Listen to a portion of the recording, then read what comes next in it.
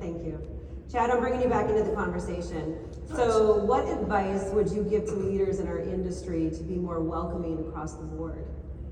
You know, kind of like I said earlier, I think when you start to make your culture that way, it becomes pretty simple. And I think, like I said, when you talk to people and they talk about diversity or race or sex and that, and when you can talk to some people, and some people think, like, I don't even understand it because I don't see that at all what's going on there. Some people assume that that means that person's kind of ignorant or they must not have a clue. And I kind of would beg to differ. Like I had said earlier, when I look at over half of our management staff, to me it's a culture that we have that just continues to go. And to, like almost everyone up here said, if your culture needs a check, then your culture needs a check. And I think a lot of times it's easier to look the other way, deflect, and find other reasons to blame things versus taking a real self-hard look at yourself and what are you trying to project amongst yourself as an image and your company as an image. And you and I know, Penny, we talk all the time about this. I really think culture is a huge thing. What kind of culture are you, I mean, you watch it in sports all the time. You know, I'm a Browns fan. Look at that culture. It's sad.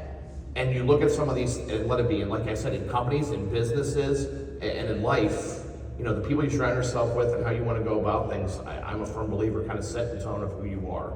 And so if you're teaching little kids and youth to running a company or an automobile auction, what's your culture and what do you have around you and what are you showing? Oh, we're all about women.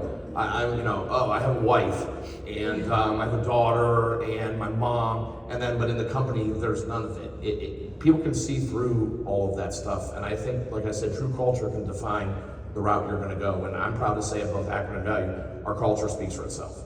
Could not agree more. Could not agree more. Jeremy, same question for you. To be more welcoming, yeah. So I've been told a few times in my life by women that I'm not like a normal guy. I listen really well. And I hope that's not the case. I hope that's not a trait. Did everyone hear that? Okay, sure. No. Repeat that. Yeah. Really? I really want you to repeat that. Yeah, I've been told a few times by women in my life that I'm not like a normal guy. I listen really well, and I hope that's not a trait that men are not great listeners. But that would be one of the first places I would start, is really start listening. If you want to welcome folks, you gotta give them your attention, hear what they have to say, and kind of be there with them in that moment. I think that's really huge. And then I heard a lot of great stuff in this panel. I think we heard a lot about hiring. I think the reason for that is unless people are in those positions, then we don't have that equality that we're looking for. So I think I read once Judd Apatow, the film director. He said, he thought he was pretty welcoming to all sorts of folks on his production cast, and he looked around and he just had like a bunch of hipster dudes. He's like, wow, it just accidentally happened this way. He thought he was being an advocate. He thought he was good, but then when he looked inward, he's like, it takes intention, because it was hipster dudes that are there, and other hipster dudes kind of look up and say, hey, that's something I could do. And if you don't have that visibility and that example, people might not even apply.